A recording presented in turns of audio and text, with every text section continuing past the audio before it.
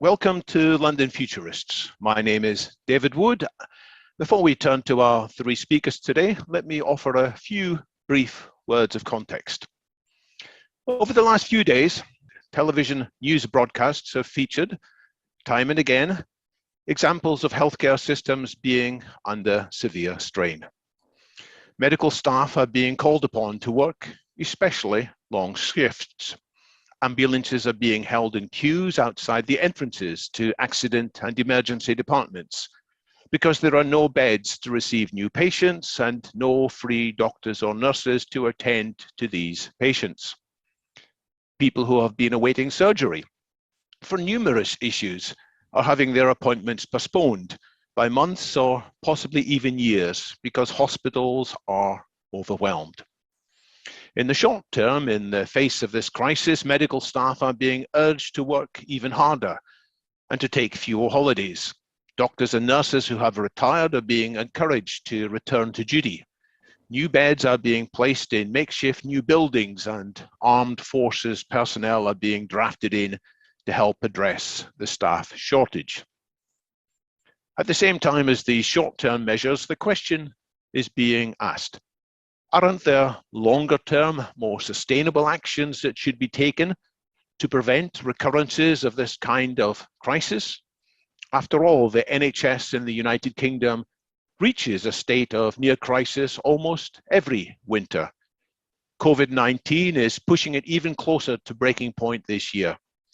There could be another complicating factor, another surprise, a new variant or some other complication, a straw that would break the camel's back sooner than we expect. So what can we do to head off such risks?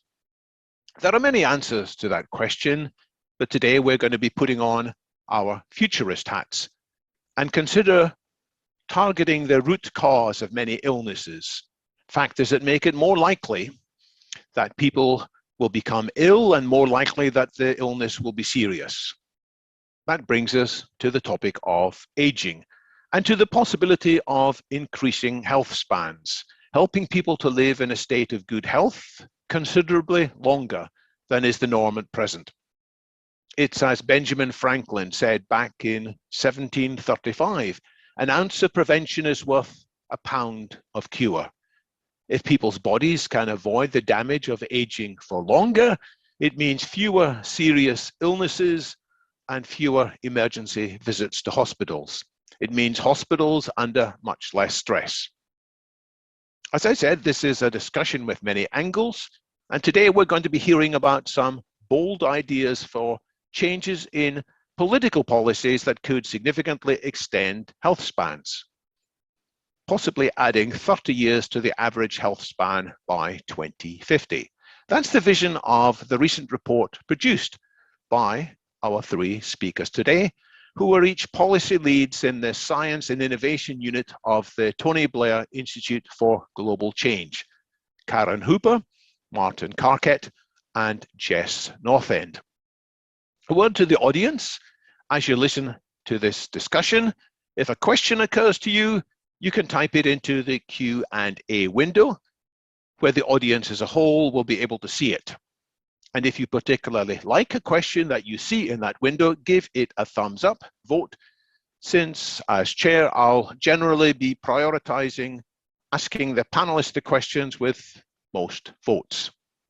Having said all that, it's time for me to hand over to our three speakers. In the first instance, Karen Hooper. Karen, over to you. Thanks, David. Just gonna share my screen. Can everybody see that? It's good. Great. Excellent. Well, thank you so much for joining us here today. And again, thank you, David, for having us. We're really excited to be here. My name is Karen, and I'm joined by my colleagues, Martin and Jess. And as mentioned, we're from the Tony Blair Institute, a non-for-profit that focuses on supporting policymakers build open, inclusive, and prosperous societies in a globalized world. We do this by developing policy and advising on delivery. Tech public policies is one of our key areas of focus. The tech revolution has impacted our lives in unimaginable ways and requires new ways of thinking to ensure the best outcomes for society.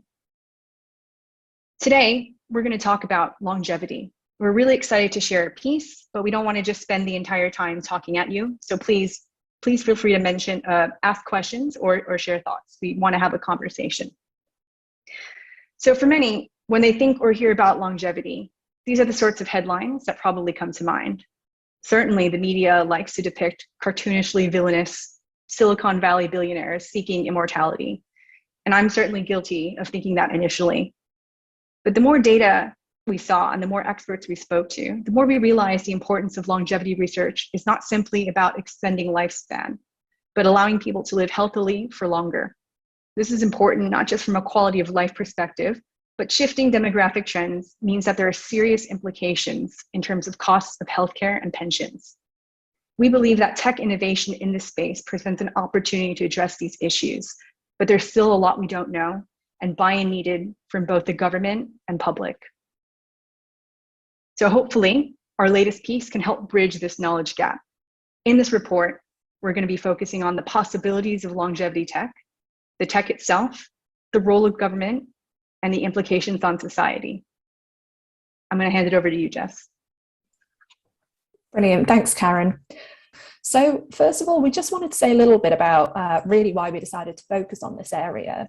And Karen has alluded to some of this in her opening comments. So first of all, we are seeing massive demographic shifts, which will be familiar to many of us, really with people living longer, generally choosing to have fewer children. Really the traditional model of the working age population being able to support those in retirement is already being challenged and is pretty unlikely to be able to sustain over the coming century.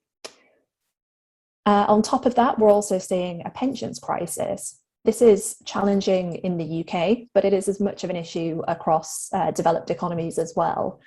For example, in China, we're already seeing huge concerns about the financial stability of the country's pension fund. And finally, we're living longer, but we're not necessarily living healthier for longer. So most people tend to have a pretty short period of retirement in good health, and then a relatively long period of 15 plus years in some instances where they're in chronic ill health. And this really starts to impact public health spending as well. In the UK right now, healthcare accounts for almost 40% of public spending, and that's up from around 28% in 2004 and will continue to grow. So we can really see the mix of all of these pressures coming together. And this, of course, it's not just a UK specific trend. Even the kind of middle projections suggest that the number of percentage of people aged 65 and over will reach 30% of the total population by the end of this century. And that is up significantly from around 10% today. And on the right-hand side, we can see as well that all advanced economies are heading in the same direction, with Singapore and Japan most likely to be the hardest hit soonest. But one of the things that actually we really wanted to get across in our report and came through time and time again in the research that we did is that increasing longevity shouldn't just be seen as a necessary response to really quite challenging economic and public health circumstances, but is really an opportunity in and of itself, both as a vertical for investment, but also as an area of real strategic advantage for the countries who choose to invest in this space. So there was some analysis a couple of years ago that estimated that targeting aging through investment in longevity research could essentially create 7.6 trillion in value. So really, really quite striking figures here. And the number of longevity startups is increasing hugely. We've seen a massive increase over the past 10 years as some of the technology that we'll talk a little bit about in a minute starts to move further along. And with that, I will hand over to Martin and say a little bit more about the science that we've been looking at. Thanks very much, Jess. So as Jess has clearly laid out there, there's quite a strong public health and also economic imperative to try and tackle aging and increase healthy life expectancy. And that's exactly what longevity research is aiming to do. And of course, to be able to tackle aging, you have to be able to understand it in the first place. And so longevity research is trying to understand at a very molecular level and cellular level, but also at a systems level, what aging actually is, in the hope that we'll be able to then manipulate it and delay the onset of aging, and consequently delay the onset of age-related diseases and multi-morbidities, which will enable us to essentially live longer and healthier, and only incur life-threatening illnesses right at the very end point of our lives. So narrowing the gap between healthy life expectancy and life expectancy.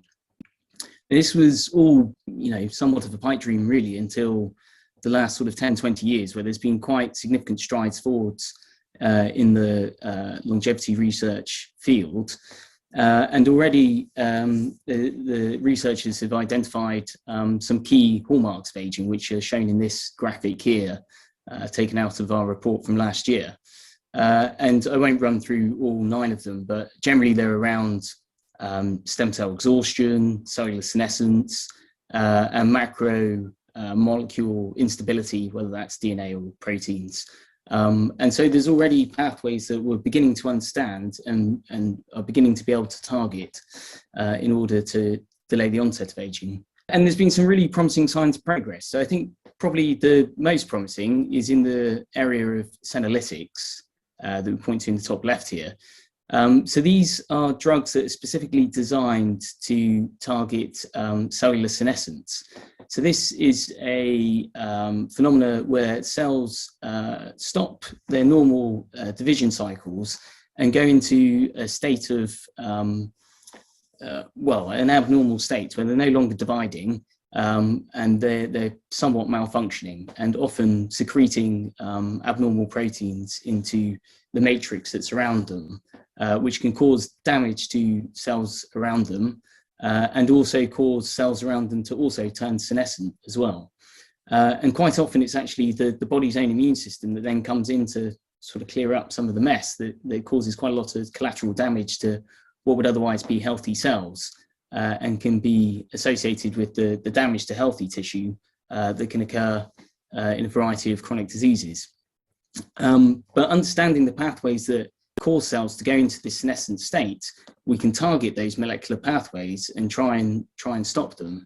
And there's already been a number of drugs in development, and in preclinical trials, they've shown to be quite effective in delaying aging and age-related conditions. And 2 that spring to mind are rapamycin and metformin that have shown to be quite effective in various animal models. But beyond that, we're also at an age where we're advancing science, biological sciences in many different directions. So, for example, with genomics and also artificial intelligence and gene editing, it enables us to look not only at the known causes of aging that we already know, the hallmarks that we've discussed previously, that have been discovered mostly through sort of microbiology and epidemiology studies, but we can now look at this at a much more systematic level through genomics, whole sort of genome, large cohort studies.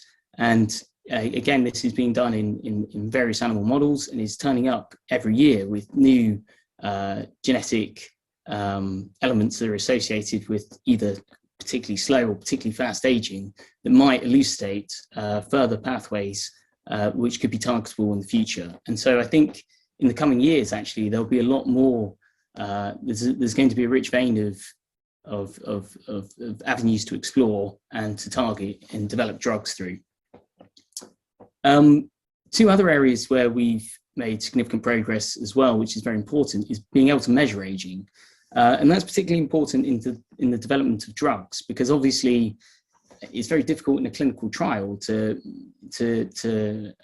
in a short period of time measure whether your aging is increasing or decreasing. Obviously, you can't spend a clinical trial over the whole course of somebody's lifetime. You'll be waiting 80, 90 years before you can see your results.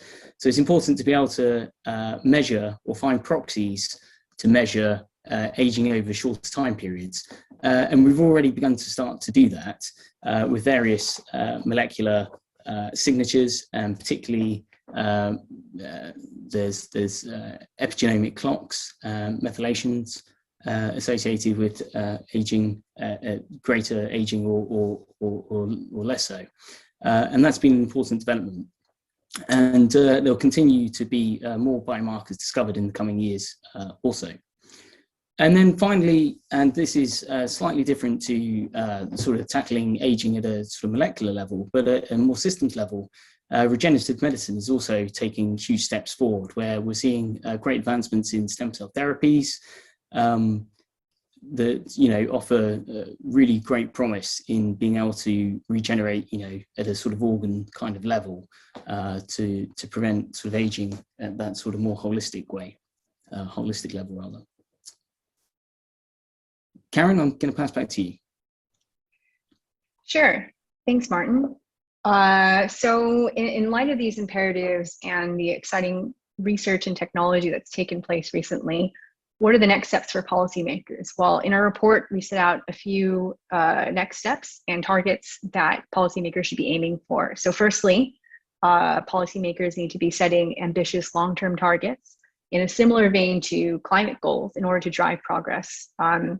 There's consensus among experts that we already have the knowledge and technologies to achieve a 30 and 30 target. In other words, to increase healthy life expectancy by 30 years. So approximately 95 in most advanced economies by 2050.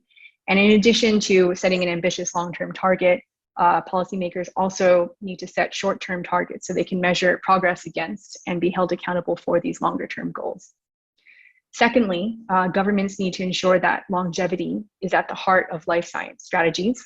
So the life science strategy should have a greater emphasis on longevity research, including specific efforts to foster and fund both basic and translational research into holistic degeneration. Areas of great opportunity and promise, but which require more investment, include exploration of the known hallmarks of aging, which Martin just mentioned, improving our knowledge of the molecular basis of aging through large cohort whole genome association studies, defining new aging biomarkers, and developing personalized multi-omic aging profiling. Next, government should also employ innovative funding models to accelerate progress. So in addition to increasing direct funding overall for longevity research, government should be considering what are other types of ways to incentivize some of these research to drive progress faster. And so, for example, FAST grants, these can greatly accelerate the allocation of resources to researchers, as we've seen during the pandemic, and prize competitions are two options that have proven to be effective funding models. Next, we suggest that policymakers should model the fiscal and economic value of increasing healthy life expectancies by targeting aging at national and regional levels to motivate progress in an equitable way. So some countries like the UK already have begun calculating the long-term fiscal risks associated with aging populations, but not many governments have modeled the economic benefits of targeting aging to increase healthy life expectancies in a comprehensive way. As we've noted, even modest increases in healthy life expectancies could be worth trillions in economic value globally, which is something which is important for governments to consider. But this needs much more thorough analysis, not only at the national level, but because of the regional and socioeconomic disparities in life expectancy, healthy life expectancy, and economic conditions, this should expand to include state and regional analyses as well. And the next suggestion is facilitating clinical trials and incentivizing private innovation. So regulators can accelerate progress by recognizing prospective treatments targeting aging / multimorbidities and agreed biomarkers of aging. Additionally, governments can help foster private innovation through targeted support and funding basic public research. So in terms of the clinical trials, regulators need to make sure that the pipeline between preclinical and human studies is a little bit smoother. Currently, it can be quite a complex process, which slows progress and blocks commercial routes, which disincentivizes investments from pharmaceutical companies and others. And that's everything from semantics around what is classified as a disease to consensus around aging biomarkers and endpoints. For example, regulators could unlock progress by giving research the ability to use multiple biomarkers as proxies for measuring aging. In terms of incentivizing private innovation, of course, while the private sector has an important role to play in longevity innovation and investment, market forces don't always translate to equitable outcomes. So this means that the public and private sectors must work together to ensure that the most innovative ideas are explored and that any breakthroughs are shared so that they can benefit the greatest number of people. And finally, our last suggestion is to change and lead the aging narrative. Policymakers should reframe the aging narrative as an existential but addressable issue and set a positive, grounded, and equitable vision for an aging society. So we're not necessarily seeing all the headlines that we sort of started out with. And they can help longevity research gain further credibility and be adopted further by academic, university, and medical communities, where currently the value is still underestimated. And for the broader public, to build trust, policymakers need to articulate a positive, grounded, and equitable vision, which again focuses not only on managing complex health conditions, but also the potential to prevent them altogether. And because we are headquartered in the UK, and this is the London Futurists that we're talking to, we've also included some specific recommendations for the UK. So the UK has a unique opportunity to position itself at the forefront of longevity research. The vast centralized data sets available via the NHS offer significant opportunities in enabling us to better understand the biology of aging. UK Biobank, which is a large-scale biomedical database containing genetic and health information from 500,000 volunteers, also offers great opportunities to identify aging biomarkers and support drug discovery efforts, and it's already being used by some leading longevity researchers. So building on this success, there are 4 no regrets moves that the government in the UK should take immediately to be on a competitive footing in this emerging field. So firstly, the government should publicly commit to delivering this ambitious target of 30 and 30. The current target from the government aims to add 5 healthy, independent years to people's lives by 2035, which we feel is insufficient both in scope and ambition. The UK should set out to do this 30 by 30 by 2050. Secondly, the government should significantly increase funding and explore innovative funding models for longevity research. In the UK, there's currently no accurate figures for the amount of public funding directed towards aging research per capita, per annum, although researchers estimate it to be in pence, probably rather than pounds. By contrast, we spend about £2.80 per person on cancer research annually. Longevity research should be at the core of the UK's life science research funding, as we suggested earlier, and as such requires far greater levels of investment than what estimates are currently suggest is being spent. The third suggestion is to give the NHS first refusal on publicly funded longevity therapies. The government should ensure that novel therapies developed in publicly funding labs retain a public benefit when taken to market. So policymakers should explore novel ideas like a national therapeutic service to ensure that the NHS has first refusal on any aging therapies that emerge through publicly funding longevity research in universities.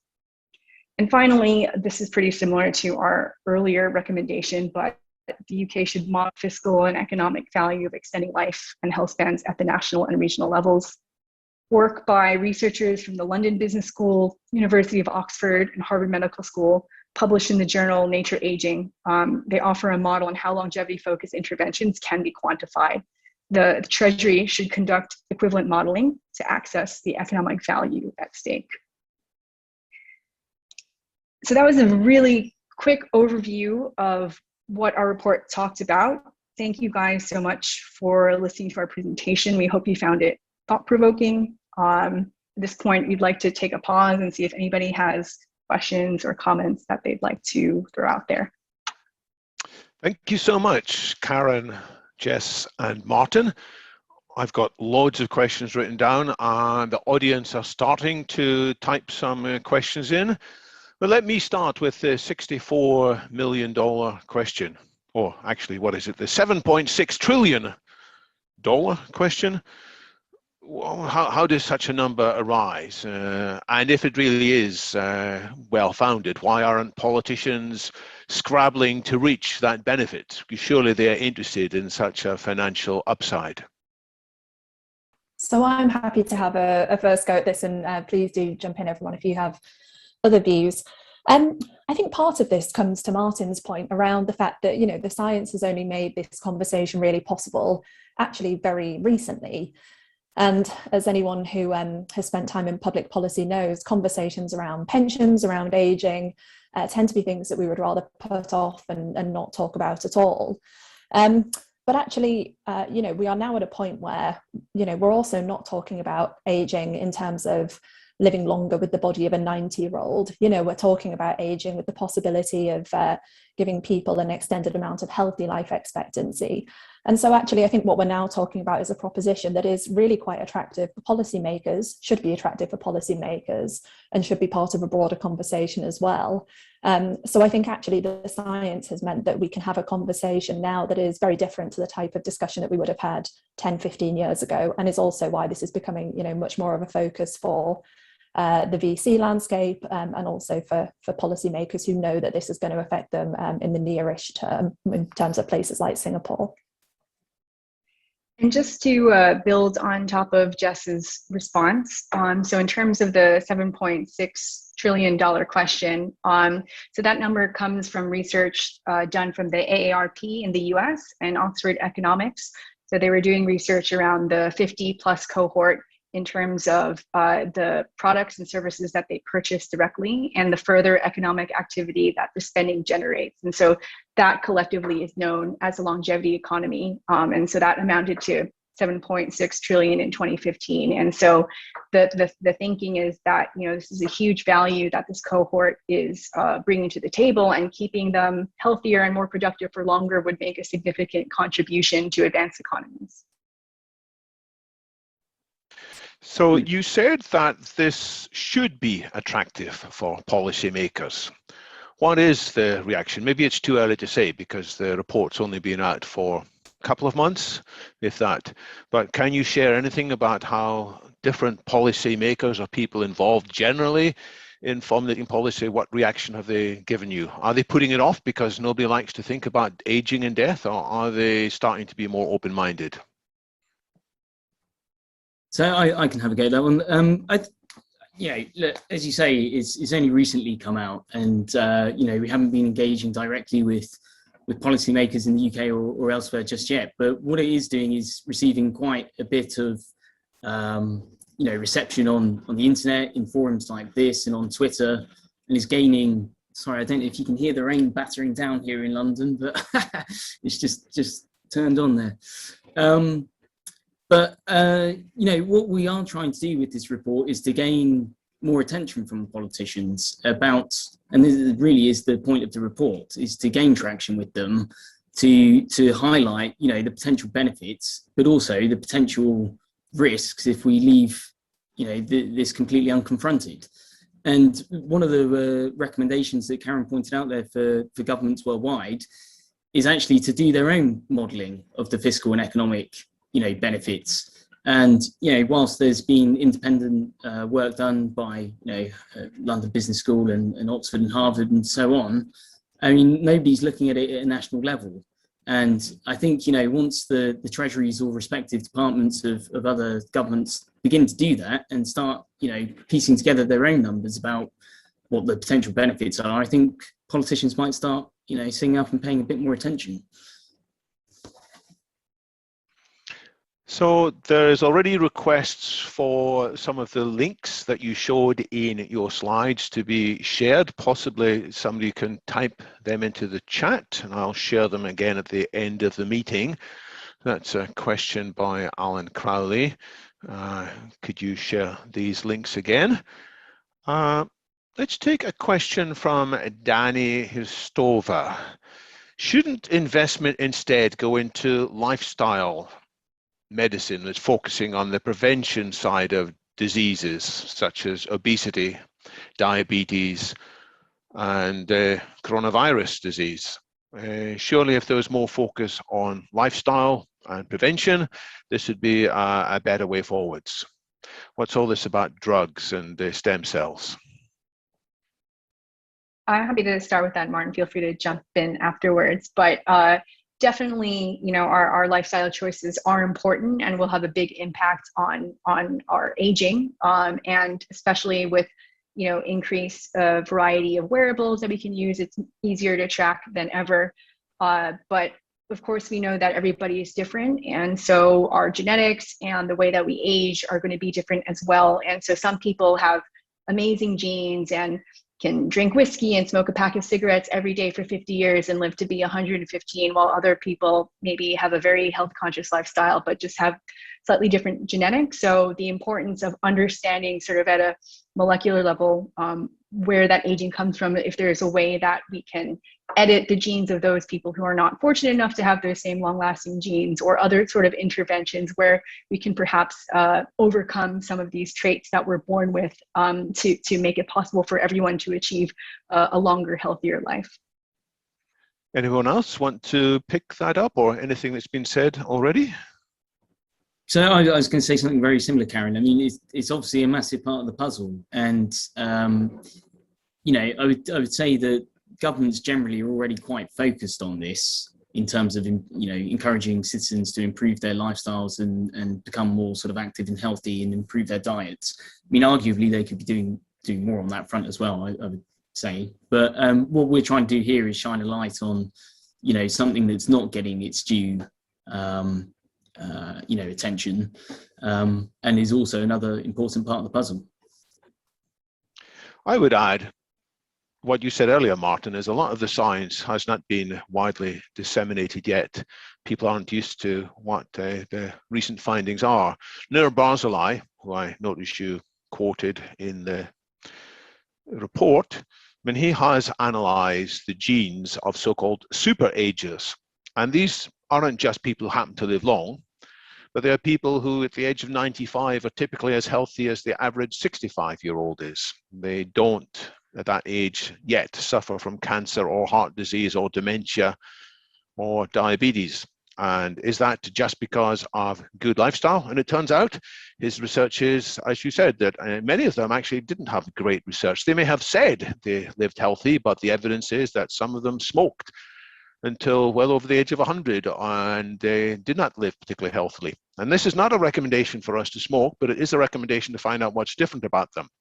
And that's where the science has been really interesting in the last few years. And Nur Barzilai has written about this in his recent book, Age Later, in which he highlights 3 genetic findings that these super agers tend to have.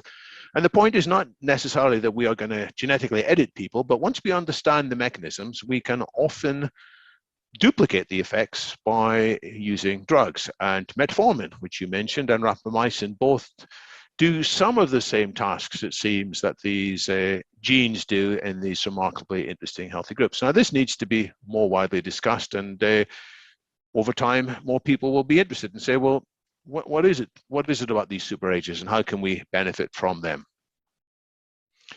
Let me take a question from Didier Cornell, who is based in Brussels. He says, you didn't say yet much about big health data, although you did allude to it in the NHS's case with the UK Biobank. Is there findings that are likely to be established if more people are encouraged to share their health data? People are afraid of sharing their health data sometimes, but if we can encourage people to turn this over, could we make faster progress? And is there a role for government to lead on that? I can jump in on that one. I mean, yeah, absolutely, and that's not just true of aging and longevity research generally, but of all sort of health research and health data and healthcare practices. I mean, the more data we have, the more useful it is for the individual and also for the population, basically. And I know there's a lot of concerns around sharing data with government in terms of health data, but I think these are problems that governments around the world are tackling or trying to grapple with in terms of ensuring privacy for the individual, but also being able to elucidate very valuable information from the data that can come through this. But I mean, in terms of longevity, I mean, yes, if you've got, thousands or hundreds of thousands of people's data in terms of their genetic makeup, as genomic profiling becomes more widespread, but also their lifestyle, what's their socioeconomic background, how much exercise are they taking, are they smoking, not smoking, what's their alcohol intake, etc., etc. You can begin to build a very, detailed picture of what looks like a healthy life compared to an unhealthy life, and that can be very helpful in advising not just the individual but the population as a whole. I think we're getting there, and over the last 50 years we're beginning to understand what a healthy lifestyle looks like already, but the more data that we can add to modeling, the better. And as we get more advanced with Karen mentioned data that comes from wearables, and also from, as I mentioned, genomic profiling, et cetera, and in time we'll have multi-omic profiling as well. We'll be able to build a really detailed picture, and I suspect that will lead to great strides in improving longevity. The only thing I would add to that is just say as well, we alluded a little bit to the UK Biobank, but also just the importance of having that kind of infrastructure across the world as well. Really just to make sure that, you are not working with a narrow sliver of the population in terms of the data that you are holding and looking at. And to Martin's point, wearables as well, I think are a really interesting opportunity to make sure that we are looking at data from, across the population more broadly. Because there is a lot of variation that needs to be accounted for, and that's incredibly important as we start to think about taking these opportunities to scale and democratizing access to the kind of therapies that we think may emerge. There's an interesting comment on YouTube, by the way, by PZBoy72, who refers to the Zoe app, which has been used for people to record their own symptoms and experiences with COVID. And his comment, or her comment, is that this Zoe app shows that the UK public is actually pretty keen to share their data if the goal is well understood. And it's well understood that there could be implications for combating COVID more effectively if this data. So that's a word of encouragement there about the possibilities of sharing data. But let's turn to some other negative reactions, because when this subject comes up, people don't just dislike it sometimes because it means talking about death and pensions and old age, and we prefer not to do that. People talk about, well, overpopulation. So Gordon Silverman, who is based in New York, asks, well, what are the Malthusian implications of this goal? Meaning, if there are too many people, isn't it going to just result in death or pain by other means? How do you answer that question when urging for increased health span? I think there's probably a couple of ways to look at it, but in terms of the concern around overpopulation, what's really interesting is that we are seeing some trends indicating that perhaps we're more likely to be heading towards a population crash as opposed to overpopulation. With measurements of decreasing fertility in sperm, taken around the world in general. So I just want to start off with the idea that, perhaps it's not necessarily overpopulation that we should be concerned with, but thinking about this potential of population crash. And I don't know if Martin or Jess want to comment on any additional Malthusian implications. Yeah, I think that's right, Karen. I mean, we are, as we talked about a little bit earlier on, obviously seeing some massively, really quite concerning implications in terms of fertility rates in many countries across the world. And, there are parts of the globe that are booking that trend, but that is, really something that we should be concerned about.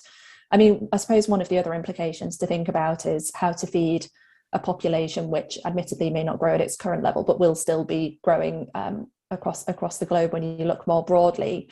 And actually some of the work that we do in other work streams around the future of food and starting to think about new models of agriculture, I think will start to answer some of those questions. And there's an incredibly exciting future in terms of how we think about food production over the next century, and lots of innovation in that space as well. let's take a question from PNJ, who basically asking for short-term targets. He says, if we look at the comparison with climate change, the experience in that is that targets are an ineffective mechanism to initiate urgent change. So you did speak about having a bold long-term target, but you said it had to be matched by or supported by short-term targets as well. So can you say more about the short-term targets that you are recommending, things that would happen within 5 years or even sooner? So I can start off on this and Karen just jump in. Well, exactly. I mean, I think you do have to have a long-term goal to begin with. And we actually deliberately chose 2050 as a sort of benchmark to draw parallels with the sort of climate crisis, because it's, you know, a big challenge that will take decades to sort of solve and see impact. You're not going to see, you know, dramatic increases in life expectancy in 5 years kind of thing, because of the nature of the problem you're trying to solve. So, but I completely agree with the questioner's points that, you know, long-term goals are kind of meaningless if you don't have a strategy and short-term ways to achieve those goals. You know, we didn't specifically recommend in our report any near-term targets. And I think, you know, that's something that governments themselves need to think about. But even, you know, simple things like increasing the amount of funding that's going towards this type of research, you know, that's an easy measurable target over a short-term period that you could look at. You know, increasing, you know, you can have targets around the amount of drugs going into preclinical trials, or, I mean, you could think of a number of different sort of short-term things, right? But I think the important thing, or, you know, the amount of you know, research labs being supported in sort of basic research, but also translational research. I mean, as I said, I think it's probably for governments themselves to sort of think what would be the appropriate mechanisms and roadmaps. But I agree that there ought to be short-term targets, yeah. What about short-term targets involving measurements of aging, the so-called biomarkers?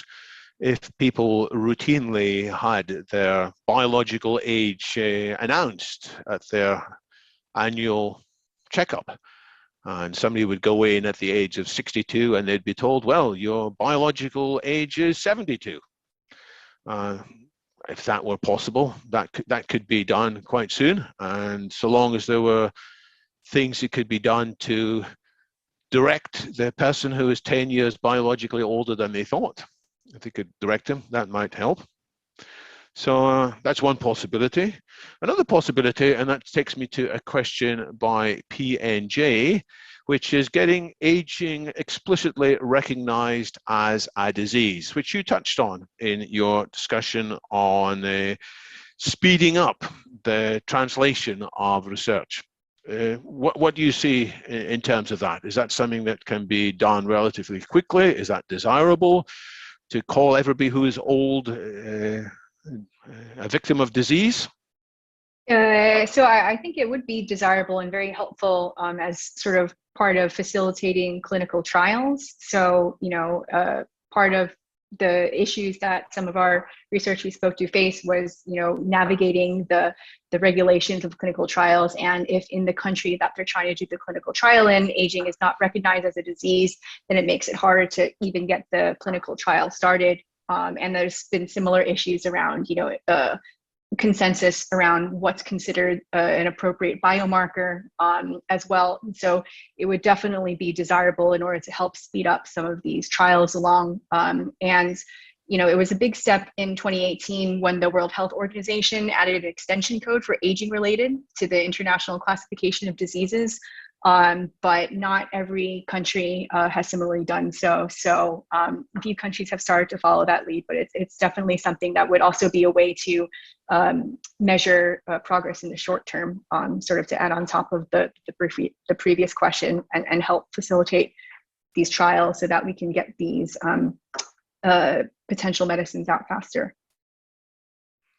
Doing things faster isn't always doing them better? You talked about let's have fast grants and so on. Some alarm bells might be going off in people's heads because we've had a lot of fast actions in response to COVID, and it seems some people feel a great deal of money has been wasted by fast shortcutting of normal procurement processes, acquisition of large amounts in the UK of protective personal equipment, which was not fit for purpose, lots of money spent on test and trace, which again, some people will say is not fit for purpose. So how can you reassure people that it is possible to go faster without introducing lots of negative consequences of that greater speed?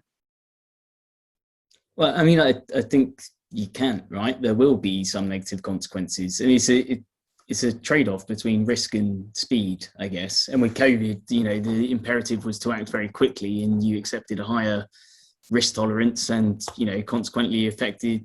You had some sort of negative outcomes alongside the positive outcomes, and that was something we were willing to accept because of the benefits.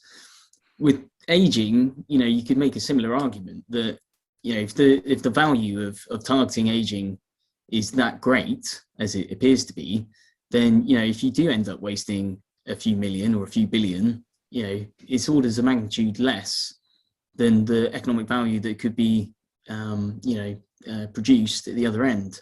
So I think it's about those are completely right arguments, but it depends on what your level of risk is and how quickly you want to achieve.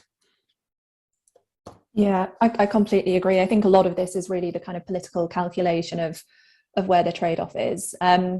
I mean, the only other thing that I was going to say a little bit about as well is just, we talked in our recommendations about countries modelling the economic opportunity here, and actually very few countries have done that. So as policymakers trying to calculate those risk-benefit opportunities, it's really quite hard to do that at the minute because most departments just don't have the data to support it. So it's a very kind of foundational point, but actually something that I think is incredibly important in really trying to understand what is the economic opportunity here, and therefore what level of risk are we willing to move forward with in order to really attempt to get those benefits. And are there parts of the world where politicians, civil servants, NGOs are more aware of this or accelerating discussion on this? In some ways, you said Britain could be leading, but are there other countries that in various ways Britain could learn from and be inspired from? Yeah, so I'm actually based in Singapore, and Singapore has been a leader in a lot of these sort of cutting edge technologies, but particularly in aging. They've invited a lot of experts from around the world to come and teach or lecture or help the government create pilot programs, across a number of these different areas that we recommended. And of course, Singapore is a little bit smaller, so it is a little bit easier to sort of move things quickly, but they're doing pretty amazing work here. And I guess because the government is also quite digital, so many of the government programs and people's health information has already been transferred to a digital platform. It does make access to people's health information and thus ability to research and understand the trends in the population a lot easier. So I would say Singapore is definitely a leader in this space. So let me ask about the response in the UK again. DG Cornell wonders, is there any political group in the UK who is close to some of your ideals? Are there groups that are aligned? For example, when I have attended several times the all-party parliamentary group of the UK's Parliament on longevity. Has there been any connection with them, or do you think somebody else might be more responsive to this in the UK? Yeah, I'm happy to jump in on this one. So I think part of the joy of this whole area of work is that it is legitimately cross-party in nature. So we talked a little bit about the target set by the current government in terms of ageing, and the previous Conservative government as well had a grand challenge around all of this. So ageing has been part of industrial strategy for a couple of years in the UK, which is really great. And of course, you have, as you said, David, groups like the All-Party Parliamentary Group, who's done work on this, and various members of the House of Lords. So I think really part of the opportunity here is that this isn't party political in nature, but is really a kind of a massive shift that we're going to have to deal with as a country, irrespective of who's in government. And so we are briefing politicians of various different stripes on the work that we're doing. And actually, I think that cross-party nature is a real strength in terms of, all of the different political parties who are starting to think about this work. I was recently on a call with mainly US participants, and they had two well-known US politicians, both now former politicians. Won't mention their names, but one is well known as an ardent Republican and the other is well known as an ardent Democrat. And it was refreshing to see them bridging and sharing a desire. And a lot of the things we've talked about there, they were on top of, and they wish to build what they call a pro-longevity caucus in the US. So it is possible to bridge some of the political issues. But I see some of the political issues are still lurking there under the surface. And we come to the subject of equitable access to this technologies. It's something you mentioned in your introductions. So what do you say to people who are worried that a lot of this won't be equitably available, that it will benefit primarily people in wealthy countries or people who have access to private medicine only? I would think they're quite founded in that. I mean, if you look at even within the UK, life expectancy at the moment, there's a huge gulf in difference between, there was a report by, or rather in the Lancet, I think, a couple of months ago that was looking at life expectancy in the UK, and somebody, I think it was in Chelsea, compared to somebody in Blackpool, there's a difference of like 20 plus years, which is, ridiculous in this day and age, and especially when, levelling up is supposed to be one of the current government's key, policy agendas. So yeah, it's a huge risk. And I think, when designing policies around this and designing, delivery and accessibility of any, medicines or treatments that come through the research, that's got to be forefront of the mind of policymakers and healthcare providers when they're, setting this out.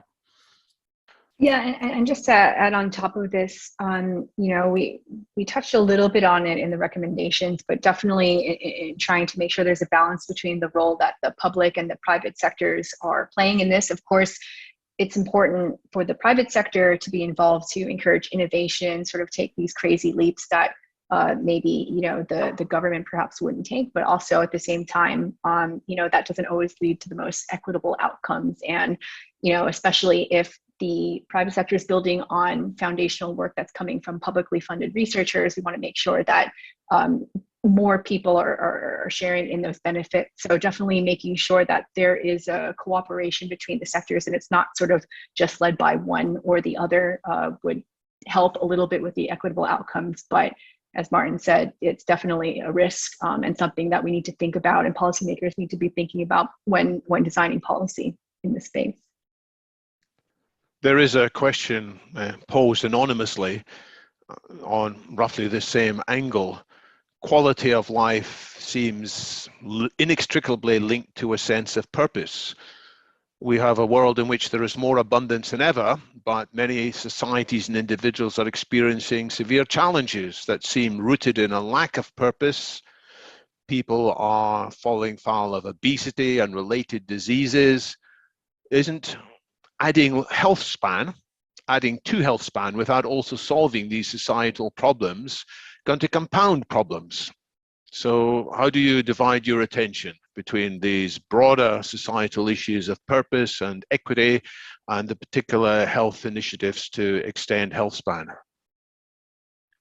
Yeah, I completely agree. I mean, this isn't a solution to everything, right? But because there's other problems doesn't mean you should be trying to solve this part of the problem in terms of maximizing what you can from human life.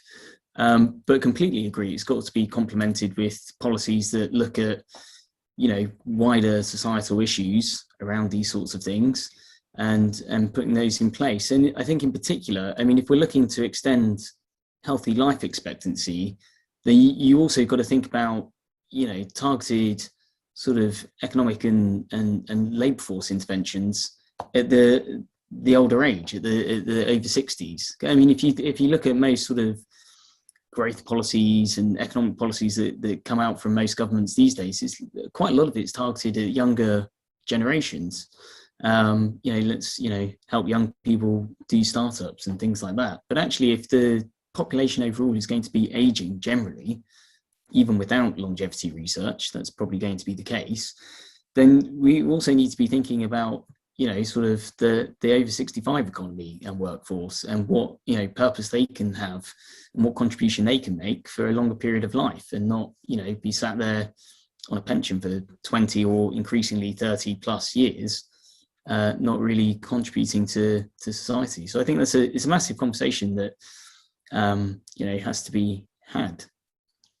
Just a couple of follow-up thoughts to Martin's point, which I very much agree with. I mean, some of the data that came out of the London Business School a handful of years ago really showed that labour force participation starts to decline when people are in their early to mid-50s, presumably when they want a slightly different mix in terms of work and life. People might start to have other responsibilities in terms of caring responsibilities. So, we're really at a point, and this isn't a new insight, but we are at a point where the labour market is just changing and going to have to change more radically to incorporate people as they, as they move into the later decades of their life. And that is, I think some of that is inextricably linked up with purpose as well. It's not to say that work is the only thing that gives you purpose, but I think for lots of people, it's where they, get in and get on in life. So I think, we will start to see firms really radically changing the way that they think about hiring for people who are really, just absolutely in the kind of midpoint of their careers, rather than, whereas we might have traditionally thought of them in the later years of their careers. And then I think the final thing that I would say in response to that the big question is, I think there is obviously challenges and difficulties around thinking around purpose and around social links and all of that kind of stuff as well, when people tend to be more isolated when they get into their older age. But actually, if what some of the breakthroughs that we've been looking at permit is people living healthier for longer, you start to have hopefully a better quality of life, an ability to be more active, and with that I think comes potentially purpose and opportunities that otherwise we just wouldn't have thought of in those later years. So I think without wanting to be kind of willfully and ignorantly positive, I think there's real opportunity here, and something that we should embrace. Thanks. Now, there's a question about what people in private companies should be doing if they are working on treatments that might extend the health span, but they are frustrated by clinical developments and regulatory reviews. So this is a question from Jack O'Meara. How can people in these companies actually engage with relevant parts of the political structure so that these currently slow and frustrating processes can be improved? And are there networks of people who are working on this? So I can have a go, and Karen, Jess, jump in. I mean, the answer is dialogue. I mean, government usually is willing to listen, right, to any business or industry if they think it can be improved and there's value in it. Whether or not existing groups or sort of representative bodies exist, I don't know, to be honest. I would say probably not, because it's still quite a nascent field of business, really. I think the market cap of sort of longevity VCs is, or companies, startup companies, is still only like, low billions kind of thing. So I don't think there's probably sort of representation at that sort of level. I know Jim Mellon and Juvenescence, they're very big in the field, and I'm sure that they are trying to influence policy in this sort of area. But I can't say if anybody else exists, but I think, as we said, as politicians increasingly sort of take notice of this and take notice of the sort of the potential benefits and the risks of not addressing aging, And I think that will increasingly be the case, not only off the back of our report, but more generally. Then I think they will start thinking about these things a lot more and be more receptive to suggestions from the private sector about how things can be accelerated, because it's in their interest. So now, I wonder if the three of you have been influenced personally as you've undertaken this research. I mean, for example, are you taking supplements that you weren't taking before? Are you reading the research of individual scientists that you maybe hadn't heard of before? Or are you going to get on to the next project after this is out of the way? What's been the personal implications for you? I don't know if you can talk about that.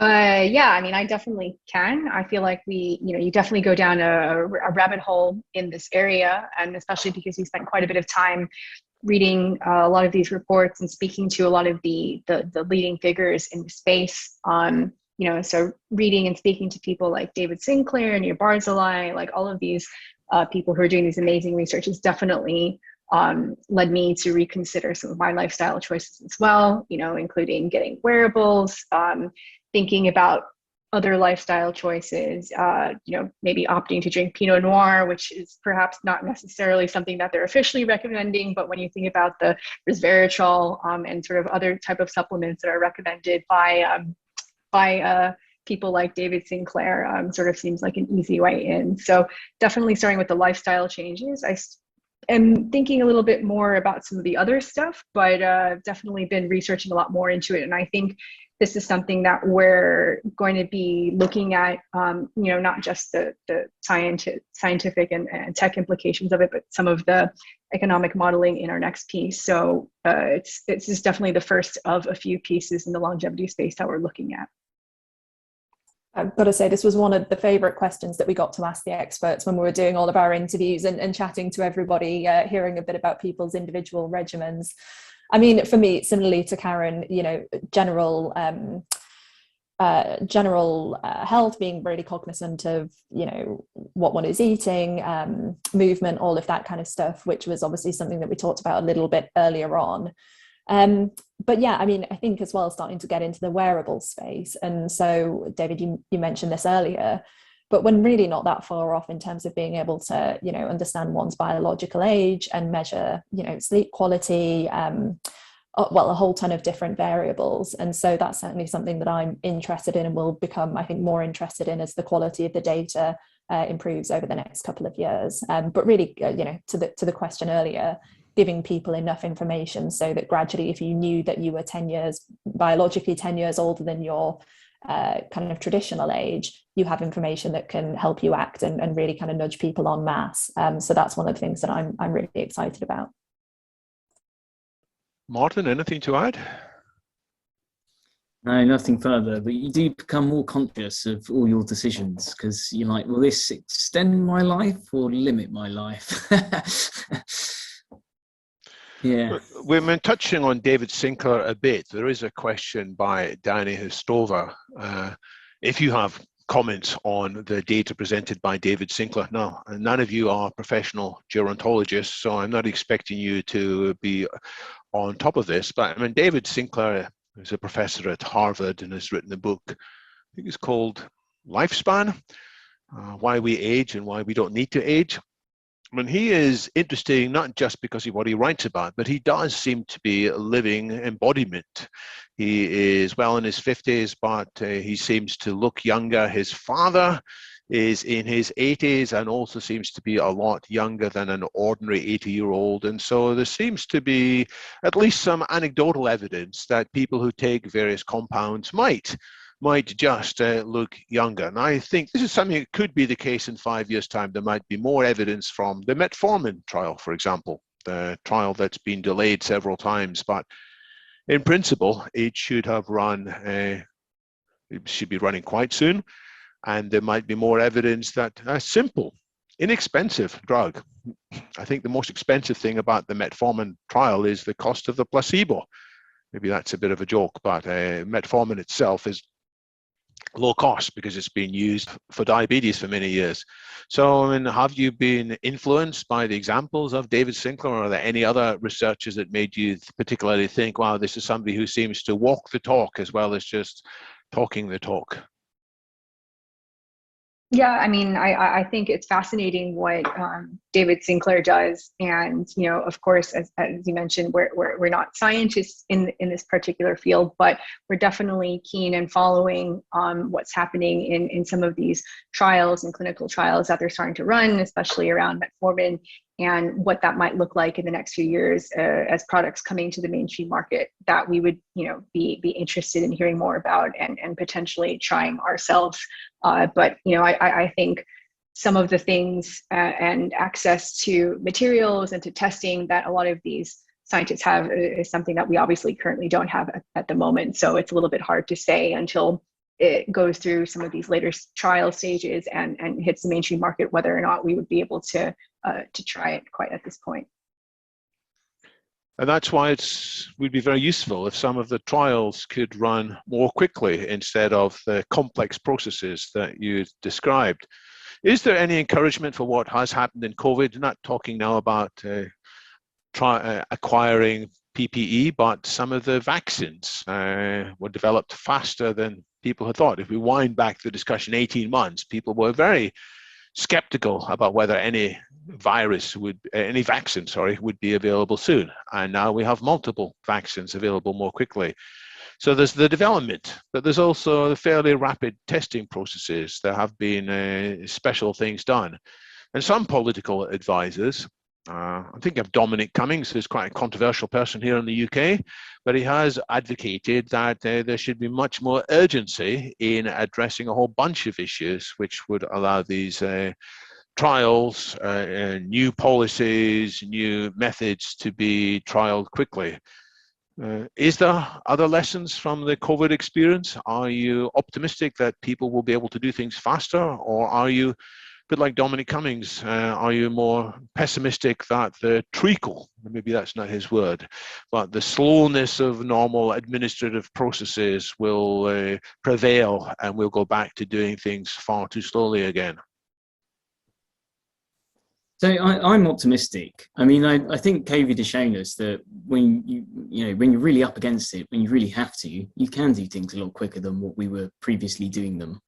And obviously you've got to tread cautiously and make sure that it's going through all the clinical trials properly to ensure that what you're developing is safe to be consumed widespread.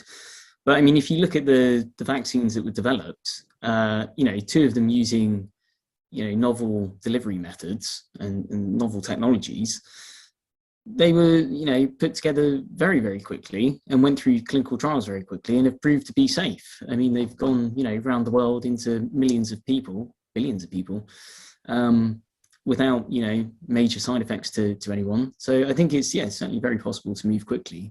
And I think it's also right that we Dom Cummings' view that we should move with greater urgency on some things, because why wouldn't you? There's such massive public health and economic prizes. It is worth moving quicker on, and so I hope it does persist. And we've demonstrated that we're able to do it. So I think that's very hopeful. I have a meta question at this stage. So we have, unusually for London Futurists, we've exhausted basically the set of questions raised by the audience, and fairly unusually we have a small number here of attendees. And if this was just a discussion about science or just a question about entrepreneurialism, I think there would be a bigger audience and there'd be a richer flow of questions. So why isn't there more attention to these political dimension of aging, or political dimension to solving the faster development? How can we interest people in positive political policies and help them to appreciate that this is a key part of the solution, rather than just having bright engineers and bright entrepreneurs running as fast as they can? I think this could sort of lead back to the sort of one of the earlier slides that we presented, which you saw a lot of those media headlines of sort of the Silicon Valley companies and billionaires, and sort of the angle and the narrative of longevity in the broader conversation. And that tends to focus around focusing solely on extending life and, extending life specifically for people with the means who are, these billionaires you read about, Peter Thiel or Jeff Bezos, who are investing into these longevity things. And the vibe that gives off is not particularly inclusive. And I think we're also not including the imperatives that we talk about in terms of the impact that has on healthcare and on pension and sort of just the wider rippling effects on society. So I think that's why we really emphasize that we need to change the narrative as one of our key recommendations, because currently their narrative is only portraying a very small angle of the potential of longevity and not talking about the wider benefits, not just to people living longer, but in terms of quality of life and in terms of the wider benefits for society. So I think, maybe it's a little bit of a PR problem that longevity has. And again, it's still very new, and a lot of this research has come out only very recently, so it might take a little bit of time for it to trickle out into the mainstream. But communication is hugely important, and that's sort of one of the goals of this report, which was to try to bridge that narrative gap a little bit and make sure that the right story is being told, and it's not just these billionaires or kooky snake oil salesmen who are selling, some essential oil that, without a lot of scientific evidence. Yeah, I think there's a question of public demand here as well. I mean, I think one of the reasons why things moved so quickly with COVID, not least because most of our economies were shut down, but was because there was public demand and there was public pressure on policymakers to act and act rapidly in a way that doesn't exist normally for many, many issues. And we are, very far from that in the longevity space. I think not least because people either assume they're going to have to live for longer with the body of a 90-year-old, or it's just not something that's on people's agendas. And so I think some of that comes into play. And I think the other thing that I would just add is that the work that we're talking about is really at the kind of scientific frontier, and the longevity community, at least those who we got to know, are doing brilliant advocacy work, doing lots of work educating policymakers, trying to build support for these kind of therapies more broadly. But we are in the foothills of some of this work, and it's interdisciplinary in nature. And so I really think we have quite a lot of work to do as a community of people who are interested in this space, to both build understanding amongst the policy crowd, to build understanding amongst the public at large. Because there is opportunity here, but it is all very new, and I think we're all just starting to find our way.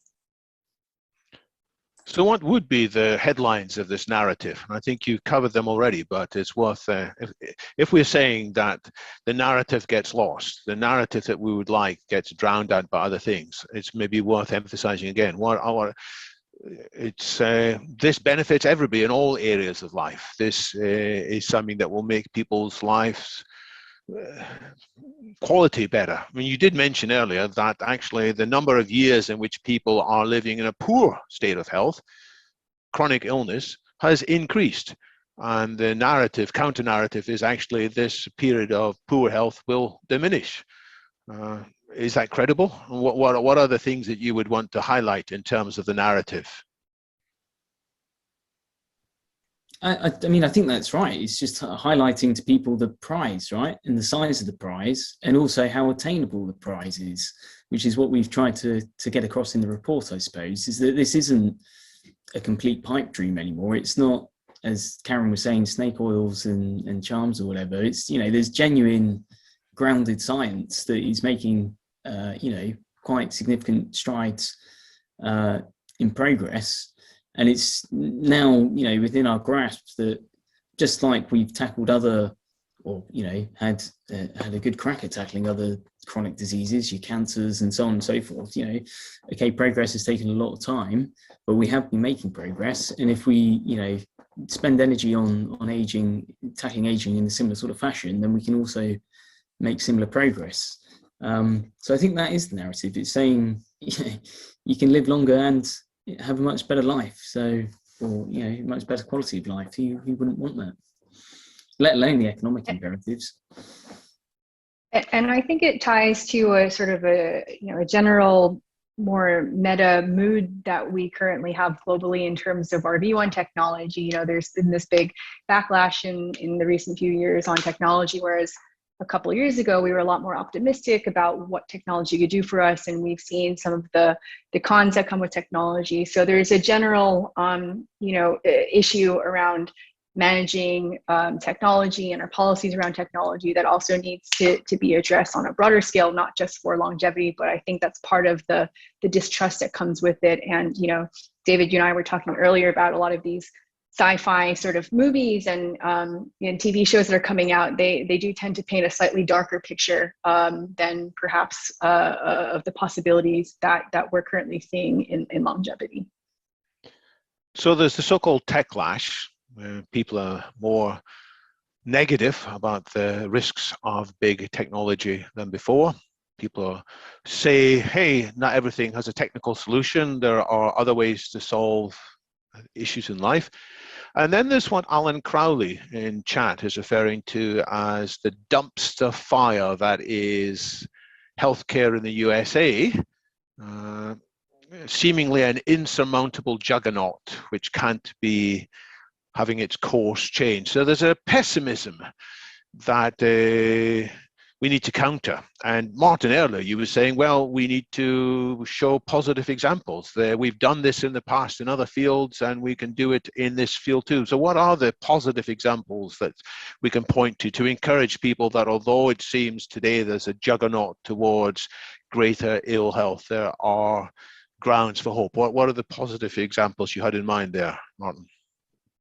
Well, I mean, just look at the progress in medicine over the last 100 years. I mean, it's been phenomenal.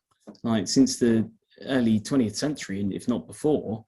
I mean, just the fact that life expectancy and healthy life expectancy have increased dramatically over the last 100 years or more, which has been, partly medical advancements, partly also sort of social conditions improving as well. But yeah, it is slow progress. There's no doubt about that. And, the question's right, and it is a juggernaut, right? And it takes a lot of energy and a long time to move a juggernaut. But it has been moving in the right direction for a long period of time. But I think what we're saying here is that what we've been doing up to this point is tackling individual diseases in isolation. Whereas if you tackle aging in a more sort of holistic way, you can prevent the onset of multiple different conditions that otherwise if you try to treat individually, okay, you might treat cancer, then you might develop heart disease and still die relatively young, or some other chronic illness. Whereas if we can target aging itself and push all of that back, then actually we could have a much more radical increase in life expectancy and healthy life expectancy. And the graphs that we saw earlier in the presentation of the trend going upwards, but sort of parallel lines or actually moving further apart, what we want to see is more like Singapore, where those lines are increasingly going up in that trajectory, if not more steeply, but the two lines are coming closer together as well. And this is great potential to be able to do that. Do the scientists that you've been talking to all agree on this? When you've talked about a goal of 30 years added to health span by 2050, and you said that's what the scientists were saying. Is that just what a few of them are saying? Have you been in discussion with other medical professionals who say this stuff will never work? Or is this what you've reflected in your report genuinely a consensus view from people who have studied this field? Yeah, I'm happy to jump in. So we've spoken to a whole ton of scientists who work in this field, and I would say they have different specialisms, but generally there is a sense that we are making steps, positive steps in the right direction, that policymakers should be far more ambitious than they currently are. And also, we talked about this a little bit earlier on when we were talking to the slides. Some of this is down to the frontiers of science, and some of this is down to existing knowledge that we have that, if broadly applied, could actually already make a massive difference to health spans and healthy life expectancy. So I would say there is a general consensus, at least amongst the scientists that we spoke to, that radical change is possible. but it will require, a new way of thinking from governments, because, this hasn't happened on its own, and is because of all of the, the pressures that we've talked about, the economic pressures and the demographic pressures. This isn't just a question for individuals and their own life expectancy anymore. It is, a massive, massive social and economic question that governments need to face into, because, we're all going to have to try and figure out a way to kind of pay for our future, our pensions, our health systems, and I don't think governments have a great answer to that right now. And just to add to that, one thing that consistently came up with the scientists that we spoke to is that there's currently not enough buy-in in the medical communities, and that actually that's another big part of the puzzle. It's not just convincing governments, but actually convincing medical institutions, universities that are teaching medicine, etc., that this is actually a genuine area of scientific research now, and not bluff and bluster. And I think that takes us to what will probably be the final question in this formal part of the meeting. I will, after this next round of comments, I will take a short break, and I expect most people will leave, but if there's a small number who wish, as it were, to go to the virtual pub and continue a discussion, I will be happy to give people the microphone and video camera if they wish to offer more reflections on the issues arising. But my question is for all three of you: assuming there are people watching this, either live or on the replay, and they're inspired by what they hear, they think, yes, these changes should be put in place, how can they help? What should they be doing to accelerate this change in the narrative and the change in political ambition and direction? I can answer that first of all from a political perspective. We've talked a little bit about some of the politicians across parties who are interested in this space. And to be frank, even those who aren't close to the longevity conversation will have discussions week in, week out about the state of their local hospital and about waiting times and really about the kind of health service where they live. And so my first bit of advice would be to engage with organisations like the All-Party Parliamentary Group, to engage with their members of parliament, to start to speak about some of these issues more widely. Because frankly, we've in the UK, we've seen the pressure on the NHS through COVID, but we have seen winter pressures long before that. And actually, one of the really exciting things about this work is that it does give an opportunity to think differently about how we manage our health systems in the future, given the pressure that it's under. So, yes, there are the kind of individual questions, but for me, kind of for people who are interested, taking this to their politicians and taking it to that kind of political level, I think is really worth doing. And the more that we can kind of shout about this to policymakers, the better. And then just to add to that, I mean, there's increasingly big online communities that are taking interest in this, and can perhaps hold more sway over politicians and others as a sort of en masse group. So get involved with the online communities. There's also opportunities to fund research directly through sort of crowdsourcing kind of avenues, and I think there's even cryptocurrencies and stuff that are arising that are supposed to be directly funding longevity research, etc., etc. So I'm sure there's a variety of ways you could directly get involved if you so wish to as well, through internet communities too. Well, there is indeed various cryptocurrency communities looking at this, and I might have representatives of Vita DAO in our forthcoming London Futurist meeting to discuss what they are doing collectively to fund trials. I think it's mainly scientific trials, but there might be an interest in funding some of this policy work too, clarifying the models of the cost implications, for example. Anything to add, Karen? No, I think Martin and Jess captured it very well. Well, I'll come back in a minute to offer my thanks at the very end of this meeting. I would like very briefly just to flag up a couple of things that's happening in the future of London Futurists. Today we've been having this discussion. We are returning to the subject of longevity 2 weeks from today, but more of a scientific discussion. This is featuring Professor Jean Hebert, from the Albert Einstein College, who has a slightly unusual view about the ways to deal with the damage of aging. He is less optimistic about what drugs like metformin and rapamycin and others might do. He believes it could have some impact, but he is much more optimistic about the potential of stem cell transplantation and other tissue engineering work to replace our organs. So just as my mother has had a hip replacement and people have had cataract replacements, in the future we might have new lungs and new hearts. We don't particularly want new brains, do we? But we might want our brains to be similarly improved by these therapies. So that's what Jean Ebert will be talking about. That's back at our normal 4 p.m. UK time. 2 weeks after that, we are looking at a different futurist topic.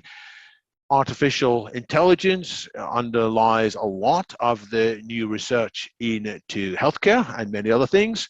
If we get to artificial superintelligence, which is something that the speaker in 4 weeks' time, Professor Roman Yampolsky, looks at, there may be new kinds of dangers and new kinds of control problems. Our social media already spreads disturbing news, causes divisiveness in very worrying ways. If artificial superintelligence reaches a reality, is that dangerous or will that be wonderful? So that is the topic in 4 weeks' time. There are other meetings that are in the process of being organized, but this brings us back to a final word about today's speakers. You have done a great job, Karen, Martin, and Jess, in highlighting these possibilities. It's early days for this discussion, but you have done a great job as pioneers. So I want to thank you all very much. And I'm going to switch off the recording in a moment. I just ask you to say goodbye to our audience as we transition out of this formal phase of our meetings. Thanks. Thank you. Thanks, everyone. Appreciate the conversation. Yeah, it's been brilliant. Thanks very much.